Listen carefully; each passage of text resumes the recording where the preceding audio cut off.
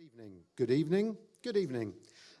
My name's Ivan Wadeson. I work for Manchester UNESCO City of Literature. First of all, thank you so much for coming out on a Monday evening to the Poetry Library for tonight's event. This event is the last live event that's been part of International Mother Language Day celebrations across City of Manchester this year. There's been nearly 30 events, and sad that it's ending, but what a way to go out on.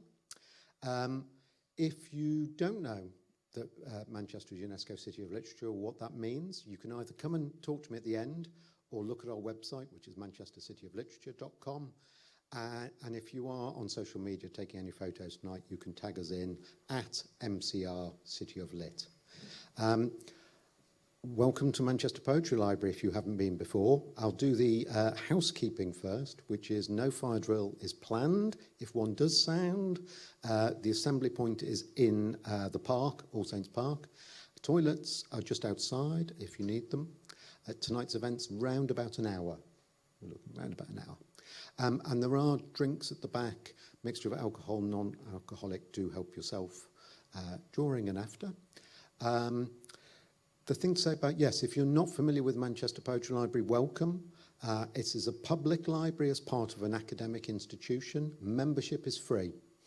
Over 10,000 items in the collection, which you can borrow, most of them, or read them here, or use this as study space. And there is a vinyl collection as well, which you can listen to in the space. So to join, go onto the Find Manchester Poetry Library website, and you can sign up online to get a free membership card. I'm just checking that I've said everything I need to say. Yes. So thank you very much. I'm going to hand over to the team tonight to introduce themselves and tell you what to expect. Thank you very much.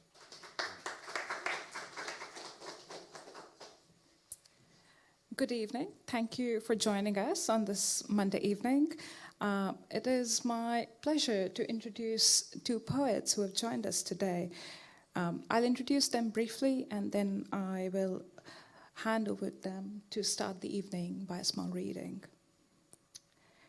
Rachel McCrum is originally from Northern Ireland and has lived in Montreal, Quebec since 2017. From 2010 to 2016, she was based in Edinburgh, where she was the first BBC Scotland poet in residence.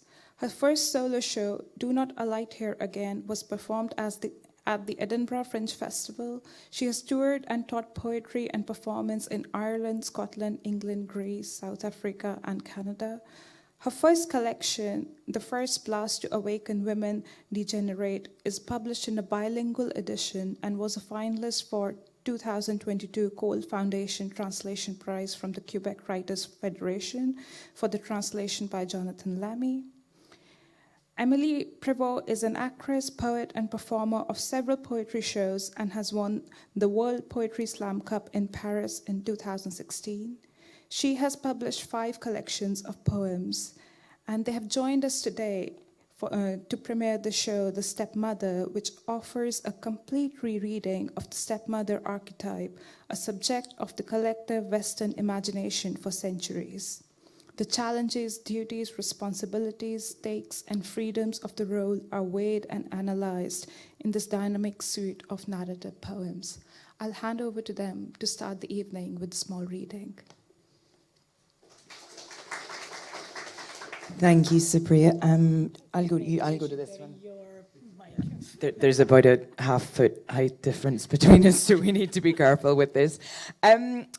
We are going to start with about a 20-minute reading. But I'm a little curious, first of all. I should also say that before being in Edinburgh in 2010, I was in Manchester for 3 years, something like that. Ivan and I go back. So we're here. I thank you so much for coming out, particularly because there was a last-minute date change on it. We're presenting La Belle-mère, the Stepmother. It exists as a full stage show. It actually was a stage show before it was a book. It was always when we applied for, thank you, Canadian Arts Council funding, the project was to be a full-length spoken word show, which we've been touring, and then we also come and present the poems as well. We'll get into that a little bit. We'll get into the bilingual aspect of it. Amélie writes in French, I write in English. The show is presented in a full-length English version and in a full-length French version that we switch the roles for depending on... We'll explain all that later. But is anyone here a step child or a step parent? Okay. So there's some personal... was it the subject matter that was interesting? No? Okay. Was it the bilingual aspect? Okay. Was it the free wine? Okay. A little bit. Always. Okay, I just was curious. I think we could say this is actually quite a different demographic for us to present to. Yeah, go on. How many people here understand some French? Oh, great. Oh, great. Okay, great. So we can read a little in French. Oui. Yes. We're going to present in English for the first bit, but we will be getting into the French language bit of it. But it was just to give you a taste of how the show works. So there are two characters in the show. There is the stepmother, who is a 21st century stepmother. She doesn't have her own biological children, and she's in a situation where she has a stepdaughter. It's very similar to our own situations, but again, we'll get into how we try to create some distance around that. And she's in crisis. It's a difficult position. It's a negotiated position. It's a compromised position. It's a position that is surrounded by a lot of negative archetypes and antagonists and very little protagonists and very few roles. And so she's questioning what this role is, how it works, how she's supposed to negotiate it. The other character, which we called the Blue Voice, for the simple reason that we notated which poems were hers with blue post-it notes, is somewhere between a fairy godmother and an evil stepmother herself. She exists in a role to explore and present the archetypes to the audience. It's a little more direct, it's a little more confrontational, it's a little more, where did these come from? And as the piece goes on, they interact a little bit. I'm trying to find the first poem as I do this, which is 36. Thank you. How We Fell in Love. Yep. So I'll be doing the stepmother for this, and Amélie will be taking on the Blue Voice, which is how we present it in the English language version. It always begins with a love story. A love story sparking into life at the end of the world, where who we are is nowhere to be found. We exchanged rogue cigarettes, let loose our bags, set the anchors sinking to the seafloor, circled one another deliciously. Look, it was a holiday hotel hookup in a swimming pool. But see how we plunged in, raw unknowns, frissons crackling through chlorine and underwater blue and starlight. And just before we tumbled together, I managed to cast one line, wildly fishing for inconvenient truths. Do you live... With my daughter. Oh, are you? No. Oh.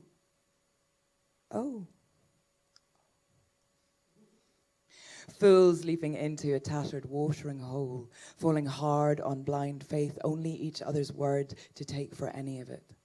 I saw the gravity in him from the start.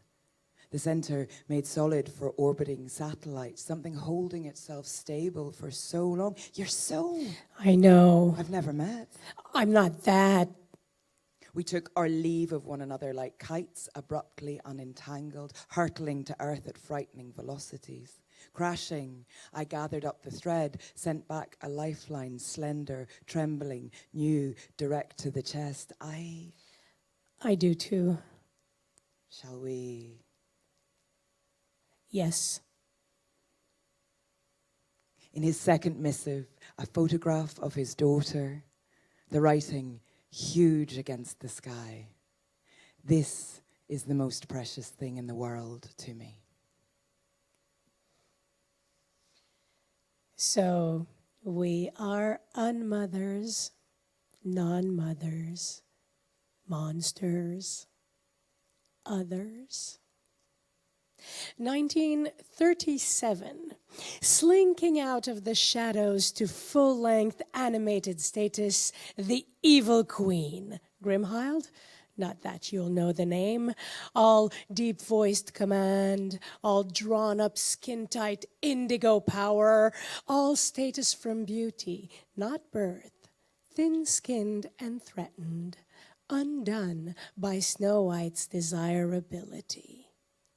So we are evil, vain, corrupt, jealous.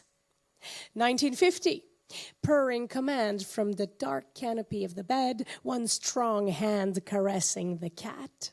Lucifer, Lady Tremaine, all cheekbones and malice, bullying authority, unassailable abuse to Cinderella's sweet-voiced innocence. So, we are wicked, ambitious, greedy, cruel. 1959, drawn along the same sweeping lines, Maleficent gate crashes the christening in a hall-shaking thunderclap. You weren't wanted. Furious, excluded, vengeful, child stealer by any other name. So, we are vicious, cranky, all-powerful, malevolent. Who dreams of growing up to be that? The woman in power made termagant, made tyrant, made irredeemable, mean old hag, eternal antagonist, comeuppance coming, all her schemes tumbling down like boulders upon her shriveled, abandoned hide. By that stage, Amélie is usually on a chair in a very bright green light, cackling manically, just to give you the full effect. This year, she's wearing a corpse bride costume a la Tim Burton with stitches everywhere. As usual, we received a photo. We've looked at it and gone, ooh!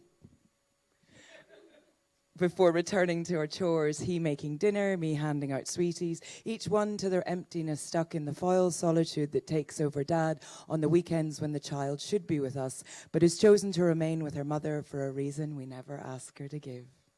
Anyway, it's a day like any other. We'll do it next year. Children like routine and habit. It wouldn't be fair to demand a change just to add a little magic to our adult lives. That would be childish.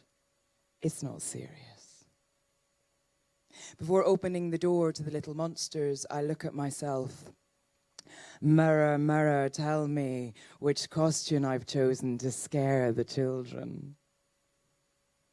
Last year, looking at the traditional photo, we wondered if Tinkerbell couldn't be a little more covered up. A question of age, the weather, not monetizing sweeties with the bodies of children.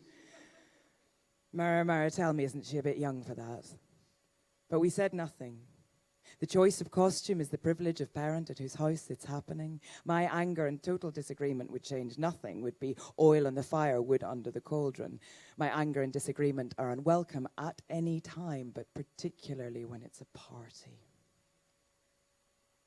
2 years ago, she announced her choice in advance, a princess costume. I had a moment of absence, a loss of control. I said, princess, that's not very scary. It doesn't have any evil or personality or power. It's just empty lace. Her eyes filled with water. I immediately regretted it, wanted to explain myself. I said, oh, me too. I had a princess costume. It was pink corduroy with white lace that my mother had sewn. I said, I don't know why I said that. Princesses are great. I'm the one who's empty. I'm getting cynical. I'm getting older and becoming a killjoy or jealous or bitter. I don't know why I said that. I'm sorry. Mirror, mirror, tell me which costume I should put on to avoid scaring the children. It's only happened at ours once. An undying memory of crooked makeup at dusk and dead leaves rustling like lollipop wrappers. The kind of memory that smells and tastes and imprints itself on the heart to sweeten a whole life. The sugar of days thrown in great handfuls. The frissons of fear and cold, the laughters and jump scares. Fully aware of this moment in which we are a family. Just like in the pictures, but cooler because it's us and together we're better than a film. It only happened once, yet it was perfect. We thought at least good enough to do again. She was bursting with smiles and tenderness. At that age, it seems like one can't fake it, or perhaps one can. Understanding the ways of children gets harder as one gets older. It only happened once. An exception, nearly an accident. Brief, but just enough so that we've known ever since what we're missing every year. Mirror, mirror, tell me, who is the loneliest when the door closes and the masks fall?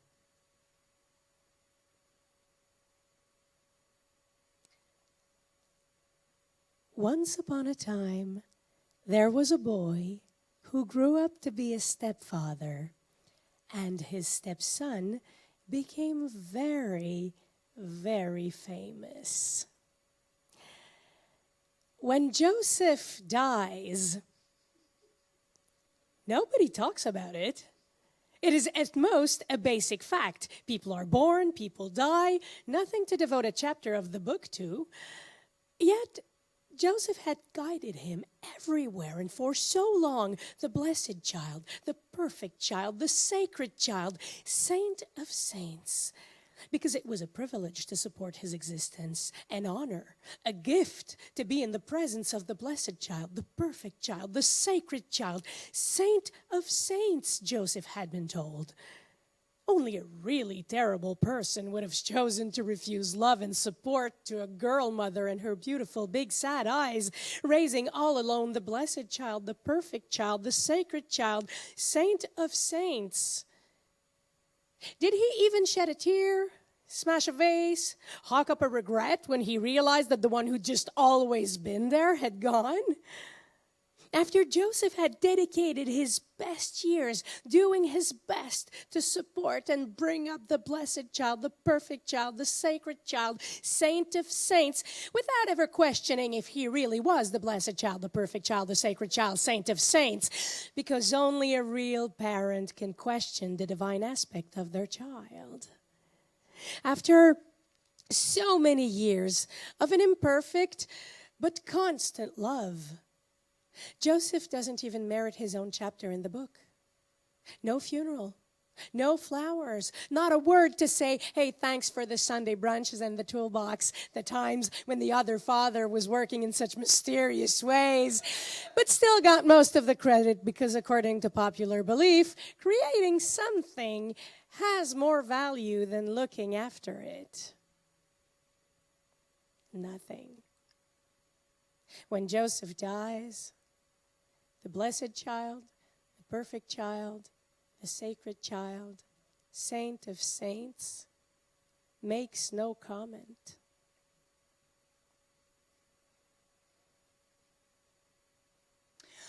I wasn't there for her first cry, her first look, her first smile, her first step, her first meal, her first word, which certainly was ba ba ba. Her father thought that it was dada, her mother that it was mama.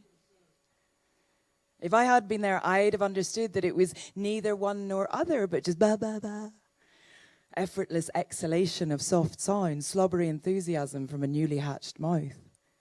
It's a hard thing to explain this love, true, without being blind, that knows how to appreciate the slobbery enthusiasm from a newly hatched mouth, to be moved by it without seeing it as a miracle of love, flattery of my care.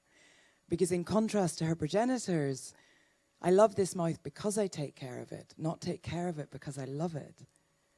The nuance might appear harmless, it's not. It changes the way in which care arrives when affection is acquired rather than innate. I've never had to think of her bodily fluids as my personal responsibility. And if I had, I would have rejected every time the nasal aspirator, the half-chewed cookies, the used Kleenex. Because love is no antidote to disgust, even when the object of the affection is entirely dependent and has not yet mastered her limbs, sphincters, or emotions.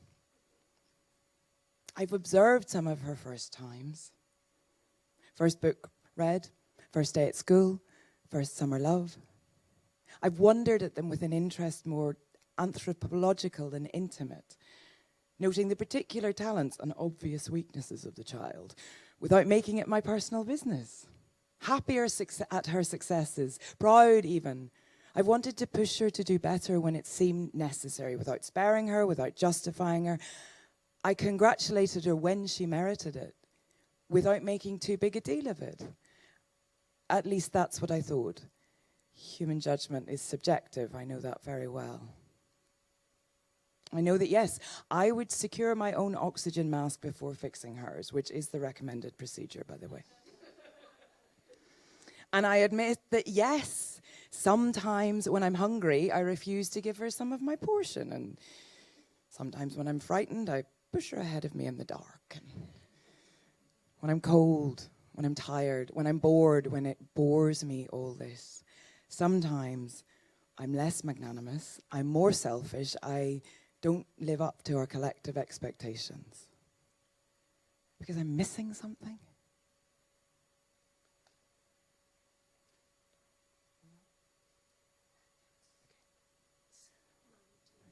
Thank you. One more and then we'll have a chat.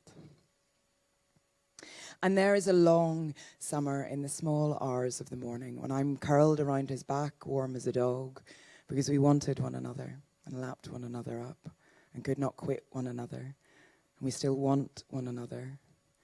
And we wanted all this, didn't we? We chose all this, didn't we? I chose all this, didn't I? Didn't I choose all this? There is a long summer in the small hours of the morning when the bedroom door is closed and the eyes of the world are closed, and you think we'd be at peace with all the choices that have brought us to this moment, when what I hear instead, against the backdrop of his breathing, whispering in through the open window, into my open ears, into my open doubts, laying heavy on my bare chest, worming their way into my lungs and into my increasingly petrified heart, which stutters shallow in its beat. What if everything the world tells us is true? What if this is just heading for a bad fairy tale ending? What if this isn't healthy for her, for him, for me, for her mother? What if the choice to what if plunging in was just a fool's naivety? What if staying is just stubbornness? What if stability is just inertia? What if I've renounced all my own powers? What if this is just a compromised life? What if this is just a miserable life? What if we're doing this all wrong? What if this is just wrong? There is a long summer, when every night is accompanied by a whisper in the hot and breathless air, and my lungs are full of worms, and my heart is made of clay, and my mind plays host to question after question until they back up into my throat, threatening to spill out into the darkened room, and I clench down in my teeth, and I bite my tongue against myself, and I doubt, and I doubt, and I doubt. And I cannot bring this to you, my love, because this is the most precious thing in the world to me, because I cannot ask you to split your heart in two, because I know it will not be me that you choose, because there is nothing out there, no reassuring breeze to bring in soothing words from the world, no fairy godmother who might take it upon herself to visit, who might coolly say, it's okay. It's okay. It's okay. You're doing okay. We know. We know that we, the world, have failed to show how this can be done right. We know that we've only shown the worst of it, that we've given you no good stories, no happy endings, and that you're having to make this up as you go along, when really we know sometimes this is the way things are. Sometimes this is the way things happen. A loving couple, a child, a split. We know these things happen. We are sorry we made it shameful. When we know that healing might come from new love, when we know that growth might come from new love, when we know that children have an endless capacity for trust, when we know that children have an elastic capacity for love, when we know that children can learn to embrace anyone, when we know that you might earn that trust, when we know that you might learn that care. We know all this. And we didn't tell you. And we didn't tell anyone. And we never wrote it down. But here, listen now. It's not a secret anymore. It's yours.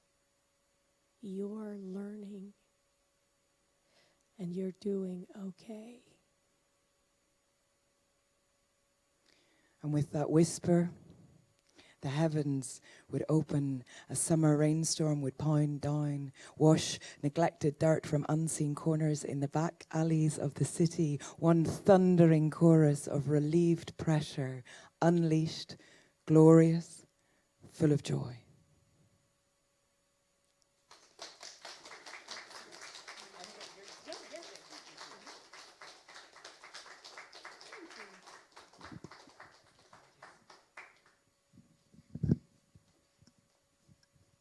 Thank you. That was brilliant. That was such a powerful reading. Thank you so much.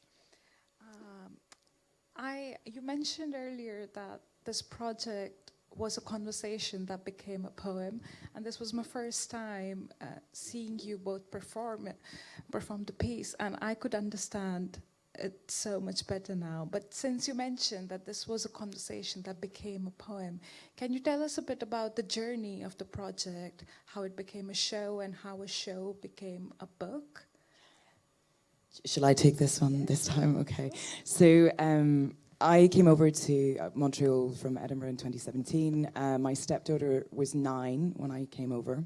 She was quite used to having stepmothers in her life. Her parents had separated when she was 2.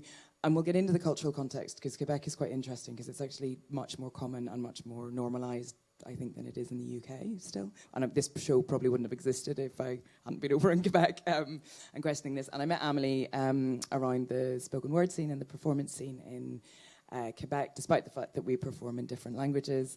And we got chatting and realised very quickly that we shared a similar circumstance.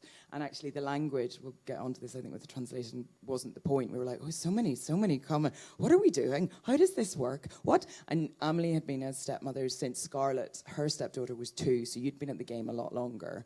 But you know, we were sort of, and then we went off, pandemic happened, there was an outdoor poetry reading in a park in Montreal that we bumped into each other again, we hadn't seen each other for a while, and the girls were going through adolescence, it was the pandemic, it was horrendous, nobody knew what they were doing, it was extremely stressful, and sort of Amélie and I sat at the back of the poetry reading, did not listen to a word that was happening on stage, and it wasn't a park, we weren't being too disrespectful, and had a big conversation about how helpless we were feeling, I think, as well, and just going, where are the rules for this? Like, we don't know what we're doing, we don't know where we sit in this sort of, constellation around the child, and then we, obviously, the end of it was, that sounds like something we should write about. And so that's where that came from. We eventually got our stuff together, bless Canada Council for the Arts and the Conseil des Arts et Lettres du Québec, which is the provincial arts body. We got a grant to write it, which meant that we could take about 4 months to essentially quit our jobs and sit down and have a lot of conversations, sharing our own experiences, and also a bit more research, which I think we'll get into as well. And it was always pitched as a show before it was a book, which was important as well. This process of co-authorship, of working together, how does that look like for you as performers, as writers? Do you share drafts? Do you write together? Do you translate together? Or you do it individually first? What's that process like for you? Well, it was a journey. We had absolutely no idea how we were going to do this. I have a background in writing theater, so I had written with other authors for theater, so which is a lot easier, because when you write dialogues, it's easy to write with 2 voices, because someone plays a character and the other one plays another character, and then you can sort of improvise around a situation and get to write together, but orally. When you write poetry, that's not a possibility. So we started completely differently. We would have these very long conversations about what the situation is, what we wanted to talk about, the subjects, the topics, how we wanted to talk about, to write about them. And at some point, one of us would go, I think, oh, I want to write that poem. And okay, so we left, and then we gave each other a little time to write on our own. And the first poems came to life when we were in very different, like each in our houses, in our offices, writing, and then sending the poem immediately to the other person. But the problem that we were faced with at this moment was that I was sending Rachel poems written in French, and she was sending me poems in English, and so we immediately had to translate the poems to fully understand what the other person had written. And that became a very interesting process, because we had to actually clarify a lot of what we had written, because when you write the first draft, it's a first draft, you're going to work on the poem, but I think we wouldn't have worked on the poems in the same way if we hadn't had an immediate translation of the first draft that gave us all the flaws of the poem and all the little difficulties language-wise and structurally, and what the other person would understand in the poem. So that's how it happened. I was going to say, I've got a very concrete example of that, which is the Joseph poem that Amélie performed. So that was, I'd read we were reading around the ideas of stepmothers, and there's not a lot of literature out there, as I'm sure some of you know, beyond sort of the archetypes, and we'll get on to where the archetypes come from, because it's actually fascinating. It's very Eurocentric, and it's very Christian, and it's very nation-state building and nuclear family, blah, blah, blah. But this was, I think it was a book about Cinderella's stepmother, so she was the protagonist in it. It was pretty good. It was a lot of class stuff, and it was great. But there was this one throwaway line about Joseph being Jesus' stepfather, and you go, oh my God! And I remember going to Amélie and being like, Amélie, Joseph is Jesus' stepfather. And she went, oh my God! And then was like, I'm writing that one. And so, but Amélie but wrote it in French. And then we had to try, and because of the way it's ended up in the play, ends up performing it always in English, whereas I do it in French. And there's a line in it which is a very specific, a-t-il seulement brisé un vase? So briser un vase is an expression, it's an idiom. And it's sort of yeah. But in English it becomes smash a vase, smash a vase, as the sign of the grief and all the rest of it. So they were interesting. And then the flip side is Disney Stepmothers, which I'd written because I really was into the idea that Disney Stepmothers was one of the first poems I wrote, and there are lines in that are horrendous to translate into French. All drawn up, skin tight, indigo power. Like, what the hell? It sounded great in English, but like, how do you translate that to French? And then Amélie has to say that in English as well, So there was a lot of leeway given with the co-authorship, and the way that the process evolved over time changed a lot as well, and how our voices changed, I think, came together. It was That's when we started, at some point, identifying the poems, when we realized that some poems had a very, very strong Rachel voice, and some poems had clearly my voice. And then we thought, well, we're going to have to get this to be one piece, one voice, and then we started to identify our poems with post-its, color post-its.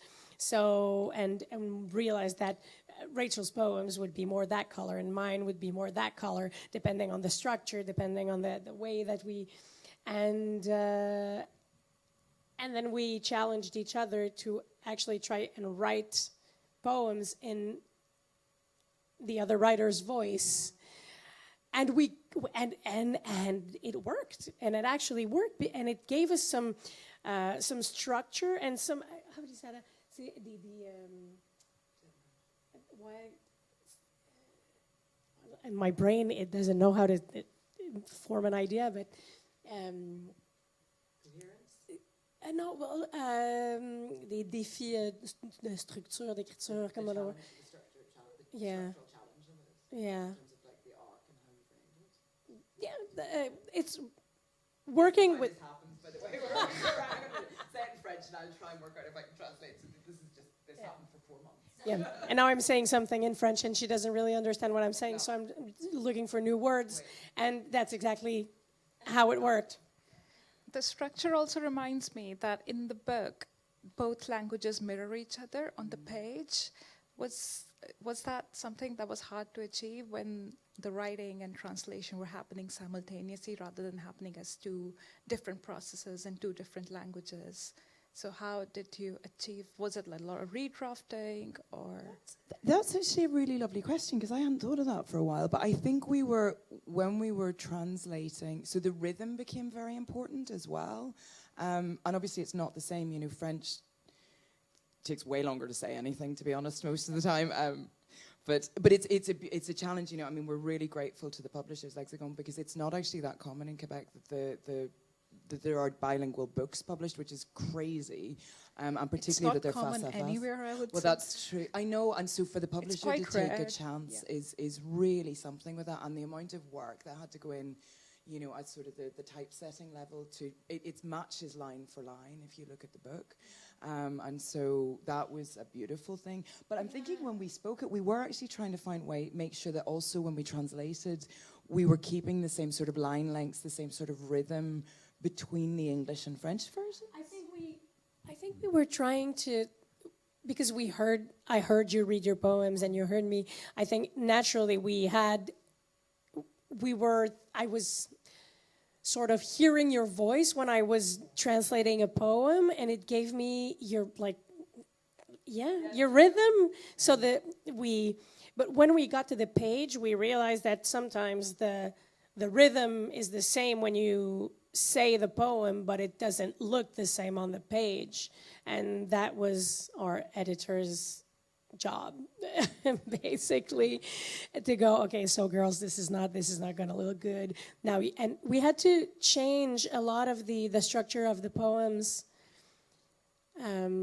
separating the paragraphs differently, the ideas, adding or suppressing some...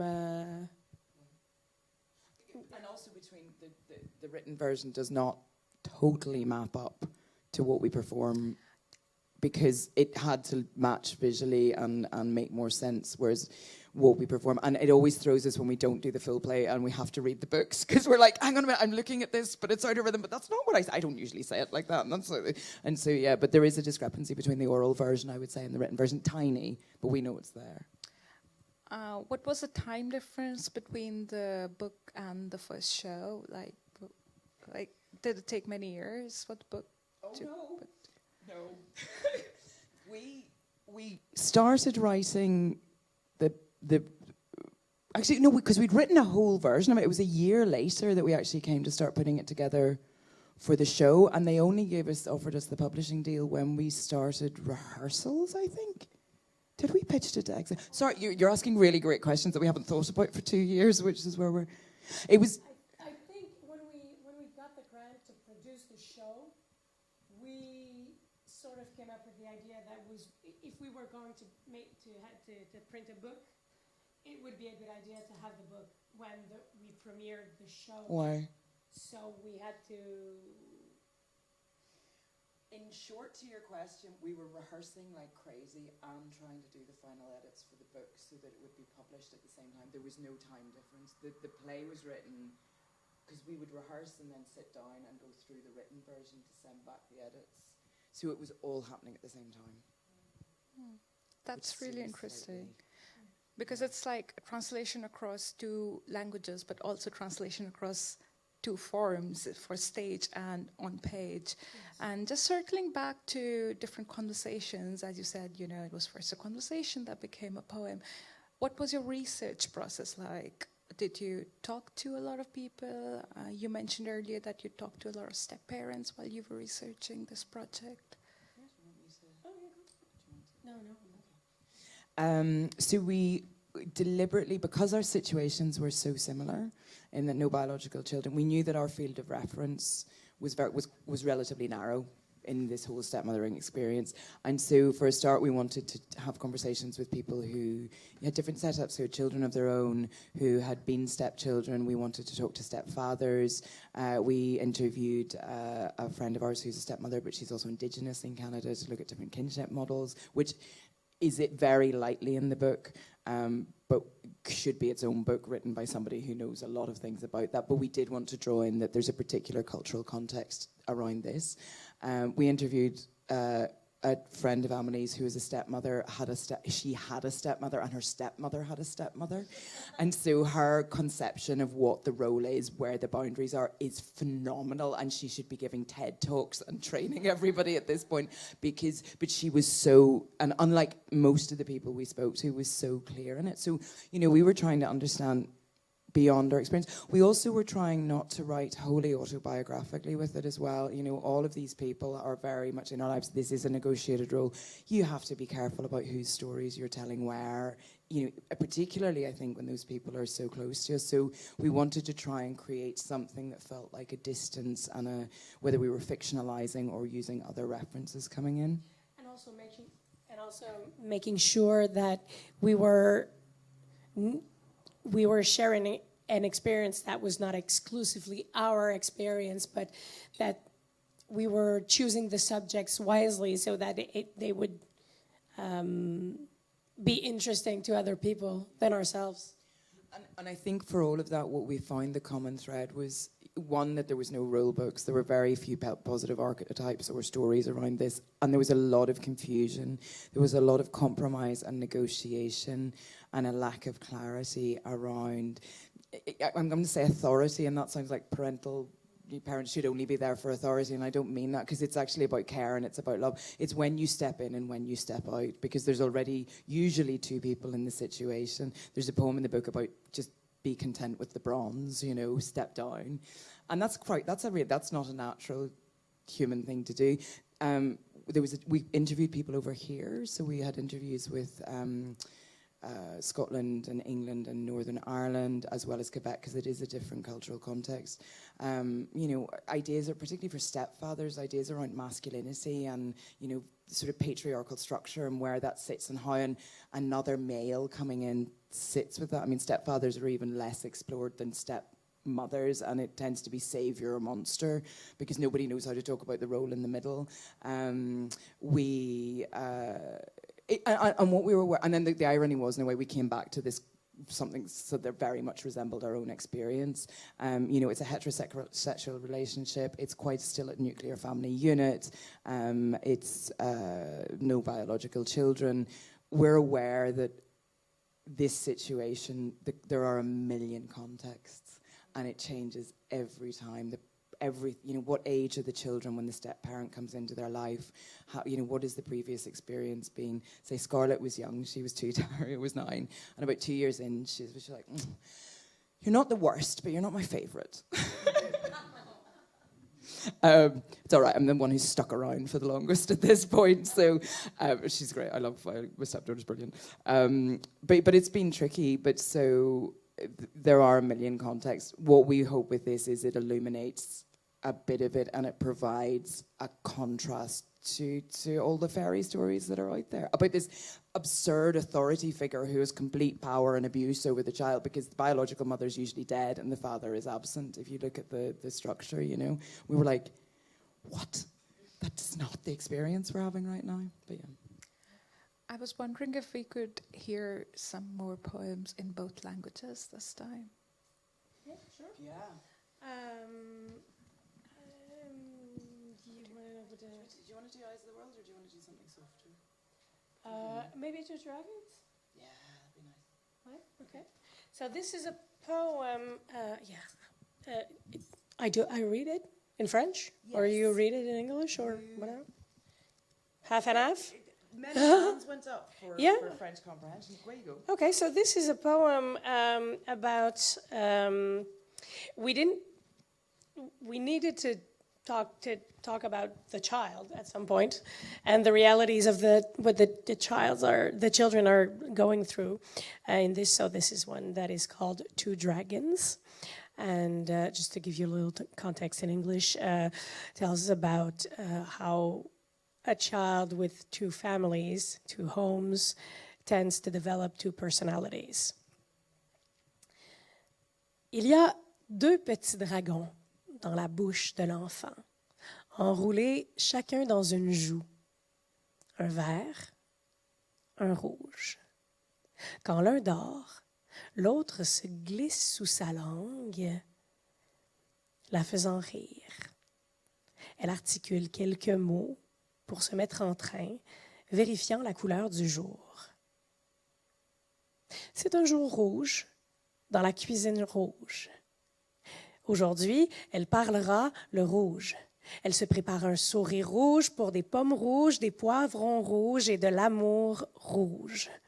Le sourire rouge est celui de la maison rouge où il y a des matins doux qui s'étirent et des soupers plus de bonheur et des chaussettes dépareillées. Ici, elle parle téléroman à l'eau de rose, amourette à la grenadine et autre chose qui renverse et qui colle. Quand elle entre dans la cuisine verte, le dragon vert se déroule comme le feuillage bouclé d'une plante grimpante qui ondule ensommeillée vers la lumière. son sourire vert tranquille, pour les soupers toujours à la même heure, et la laitue, et les bains chauds, et les devoirs. Le dragon vert reste constant et calme sous la langue, moins enflammé, plus enraciné. Les joues de l'enfant sont toujours bien pleines, car elles abritent les 2 dragons qui y séjournent depuis très longtemps. Un jour, dans une cuisine bien à elle, espérons qu'elle pourra enfin ouvrir grand la bouche, les voir partir tous les 2 avec de tendres adieux et donner à sa langue une couleur de son choix.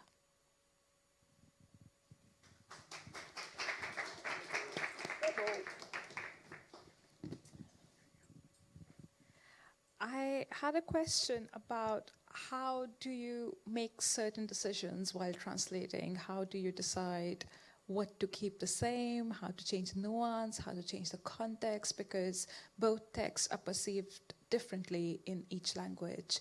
So if you had some thoughts about how that process, about making those decisions was like. I mean, some things just don't translate. The stepmother, la belle-mère, you know, the beautiful mother, which is such a weird translation, but is also the phrase for mother-in-law. It's the same thing. So we had to clarify every time we're writing a show about la belle-mère, and they were like, no, stepmothers, no mothers-in-law. So, you know, I was playing with the idea of step in the English for that one, that it's a step up, a step apart, a step away. You know, there's this idea of distance. And then Amélie found a genius way to bring in the idea of la belle-mère. Il nous regarde de haut, donc il nous trouve belle de loin.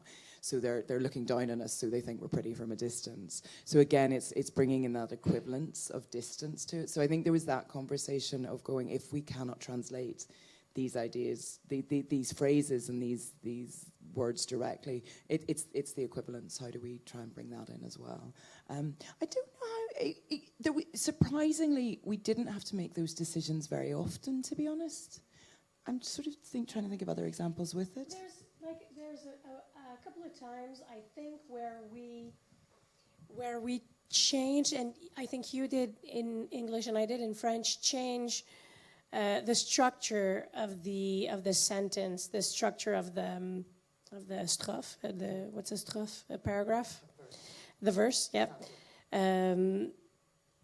Because the idea doesn't develop in the same way in a language or another. So there's always a way, there's always a solution to say exactly the same thing. You just have to it's like a puzzle. You take all the pieces away from each other, and then you play with them, and you try to put them in a new order, a new way, and then at some point it just clicks in and it works. I was going to say, and it struck me earlier when you'd asked about the co-authorship, it's a very long way from being precious about the idea of the individual poetic voice, which we spend a lot of time, you know, encouraging people to develop and trying to find our own individual poetic voice. And this became very much, and I really felt this, I think, because I know the poems I wrote at the start, and I was like, oh, you know, they sound like me. And partly because they were difficult to translate, partly because we were creating characters, we were creating a narrative arc. And so, you know, at one point we had, as Amélie said, we had storyboards with the post-its, with the names of because we had to make it make sense as a show. There is a narrative in the play. And so it became more about the idea of voicing characters and staying true to that and making sure there was a coherence between the two of us. And actually, it got quite addictive. It's a very different way of writing, I think, to sort of individual lyric style, or that idea of the individual voice being a defining characteristic of the poet. We had to go, we're going to let go of that. And now I think it's still quite us, to be honest, in a lot of ways. But that was an interesting switch, yeah.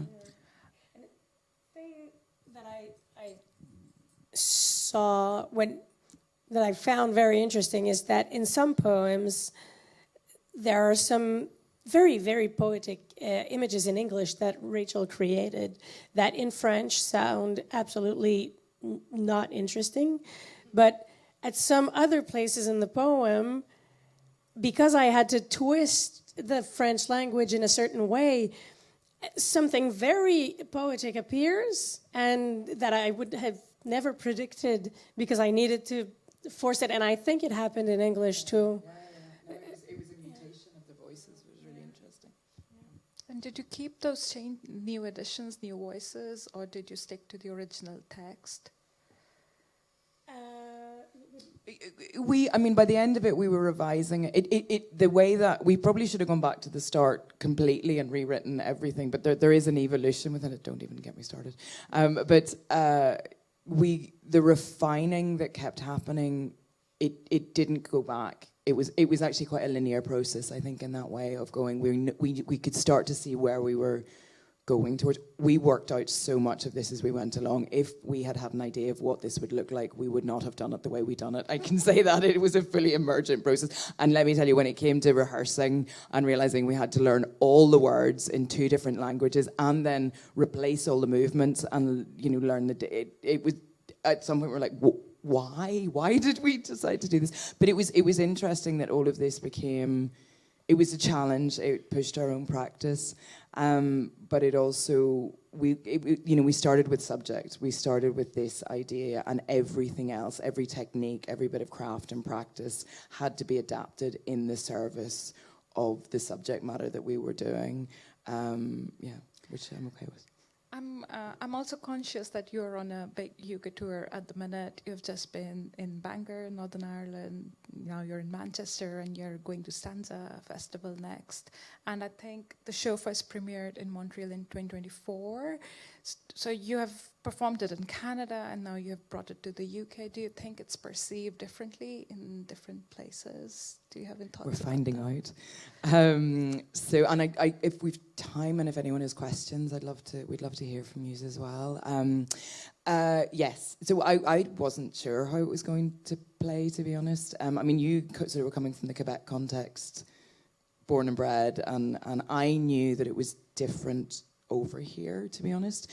So Quebec, the percentage of blended families in Quebec is notably higher, actually, than the rest of Canada. It's a good 4 or 5%. I'm not going to get into a potted history of Quebec, which is sexy, Canada, but by the way, you should all go and visit. It's fabulous. But it's largely francophone. It was also very linked to being a Catholic country, much like Ireland for up until the mid-20th century. And then what happened, which differentiates it particularly from Ireland, is that in the 60s they had the La Révolution Tranquille. So the francophone state apparatus separated from the church. Why that is significant is that there was a huge rise of feminism. The first, I think, legal abortion clinic in North America was in Montreal. There was a huge changing of attitudes to parenthood, to motherhood, to who looked after the children, to the nuclear family. And that has continued in a way that split families, blended families, I think can carry considerably less stigma even today than you see in most of, to be honest, the UK, I think, and Ireland as well. I think that played out when we brought the show to Bangor on Saturday. This is a county down in Northern Ireland. And I was speaking to a friend afterwards. So she and her wife have separated. They both have new partners. They have 2 wee girls who are 7 or 8, I think. And so there's sort of 2 mums, 2 stepmums.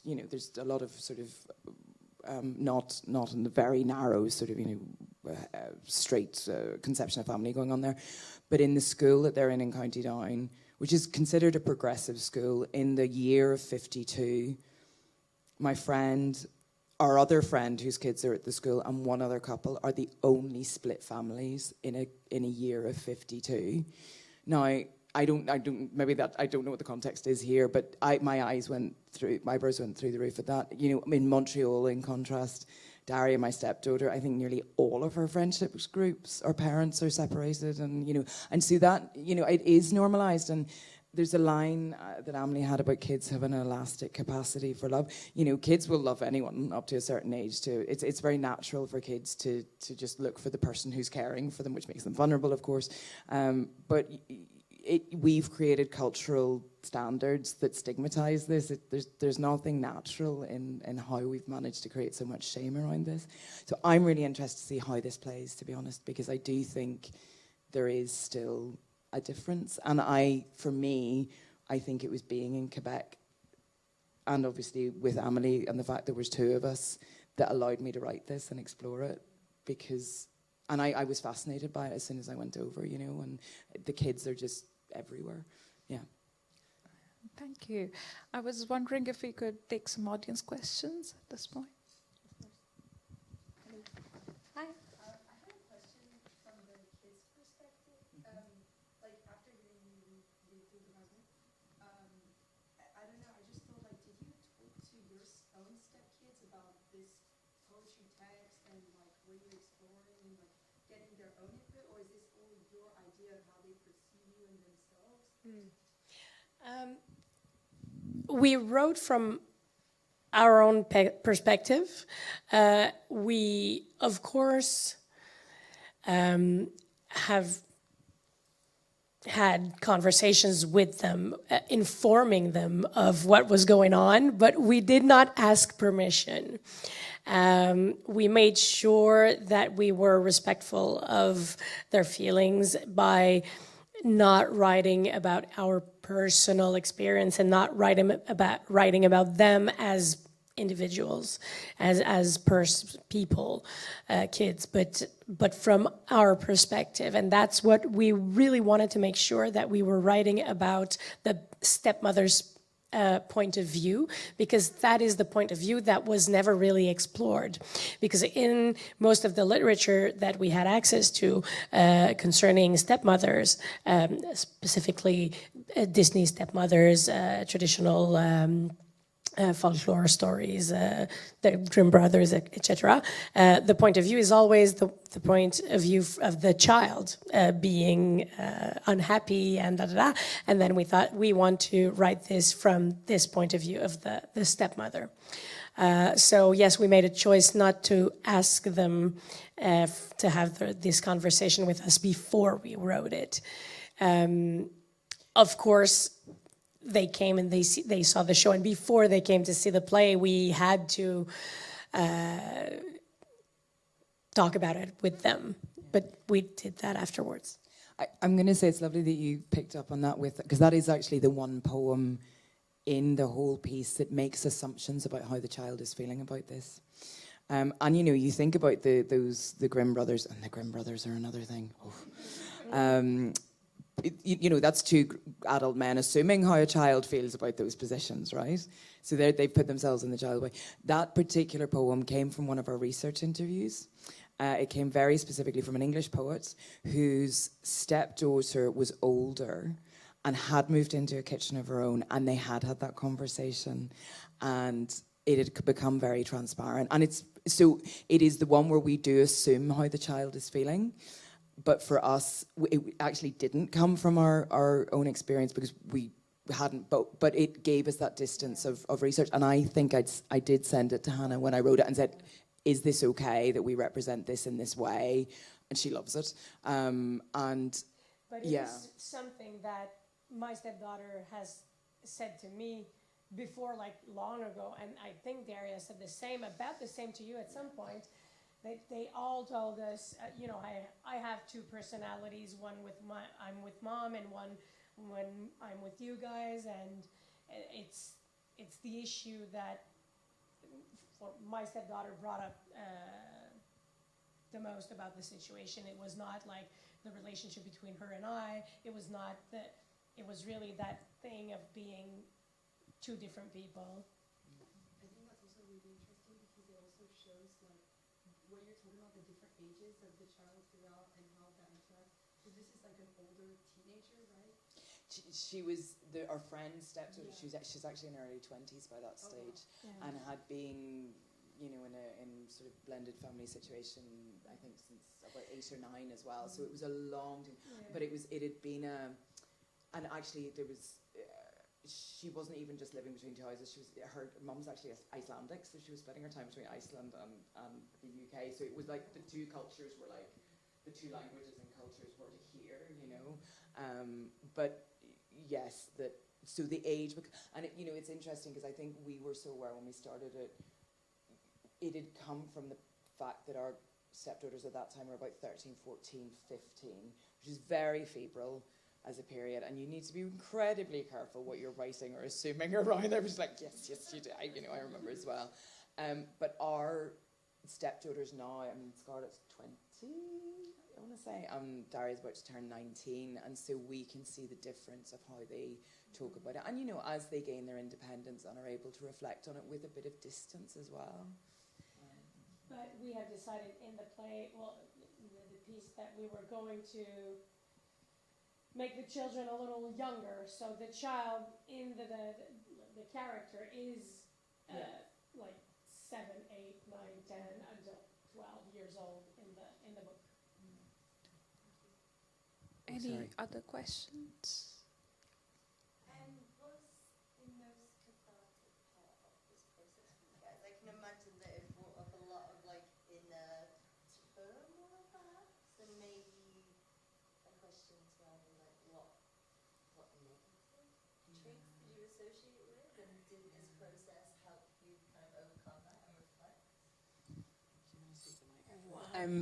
Yes, no. In all, there was part of it was us working through it because it just felt so huge and bewildering, and actually going, right, we are going to sit down and we're going to research this and we're going to work out what the hell is going on, and we're going to talk to other people, because it's often quite a lonely position as well, because people don't know what questions to ask, and it's quite a hard thing to go, I am not coping with this. Who do you talk to, particularly if you don't know any other step people in your orbits.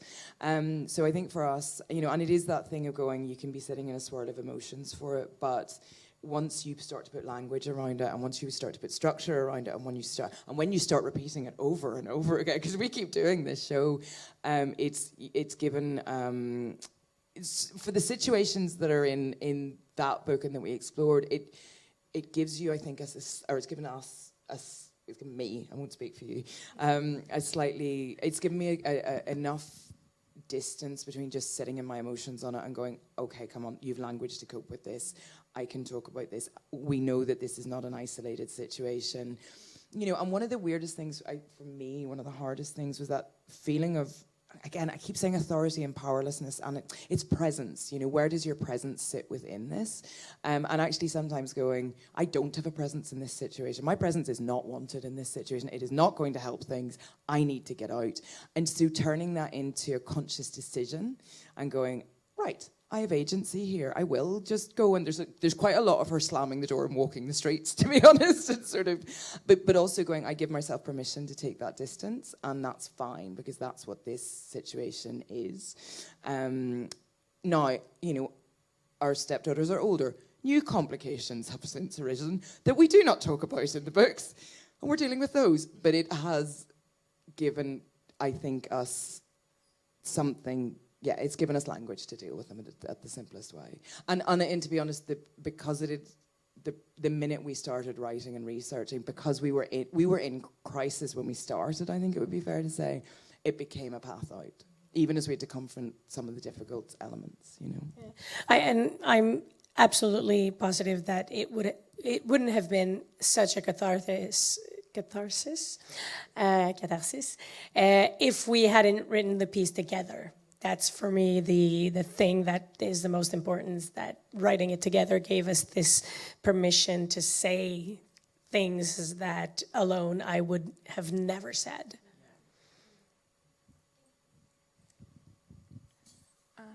Yes, please. Just to bring it back to the Quebec context, is there a clin d'œil to belle-mère? Oh, how interesting. No. On n'y a pas pensé. On n'a pas pensé à ça. Mais, of course, there's this idea of women working together that is very present in that specific play. Though I wish we were Michel Tremblay. But I think there's a tradition in Quebec literature to give voice to women that was started with Michel Tremblay, of course, who was a playwright and huge writer. I think you probably have some translations of his work here in the library.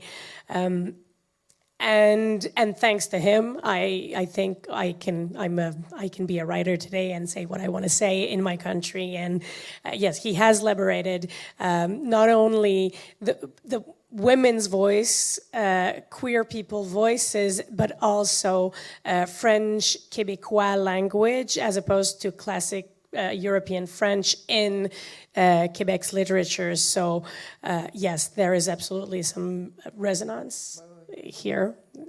Yeah, thank you for that question. I was wondering if you could read a final poem to conclude the evening.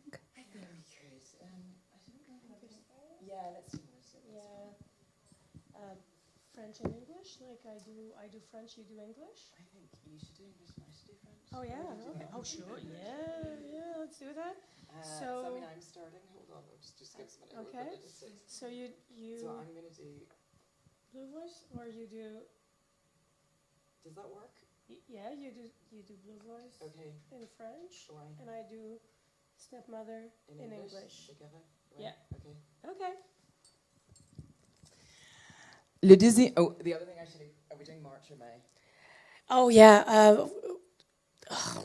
Let's just do May. Mother's Day in everywhere else in the world apart from the UK is the second Sunday in May. Everywhere else. We're trying to remember to say the second Sunday in March because it's literally next week. We never remember. Nailed it in Bangor. Just about. Le 10e dimanche de mai, on vernit nos ongles d'orteil et on file des sandales, même s'il fait un peu frais. Oh, wait. Okay, we step out under a new sun in streets that are finally clean, where the first chalks draw rainbows and hearts. Amélie doesn't usually do this, but in English, sorry.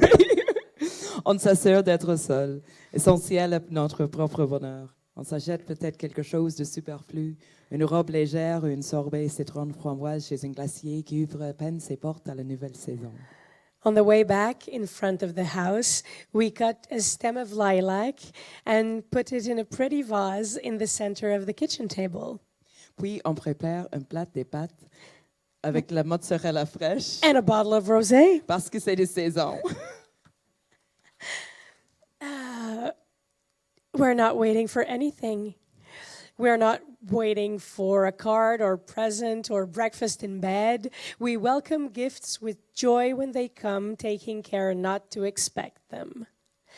Le deuxième dimanche de mai, on n'attend rien. On s'assure d'être ailleurs. On s'entoure de soi-même, sachant très bien que la surprise ne viendra pas. not chez at nous. our house. Knowing too well that this celebration isn't for us, but for others. The Le deuxième second dimanche Sunday de in mai. May, On vernit nos ongles d'orteil, we open a bottle of rosé qu'on boirait peut-être en entier. and Et we on celebrate for sans no raison. reason at all. Thank you. That was very improvised. Thank you very much. Thank you, Rachel. Thank you, Emily. Thank you, everyone, for joining us this evening. Rachel and Emily have some books to sell, which you can buy at the reception. And yeah, let's get another round of applause. Thank you. Thank you very much. Thank you so much.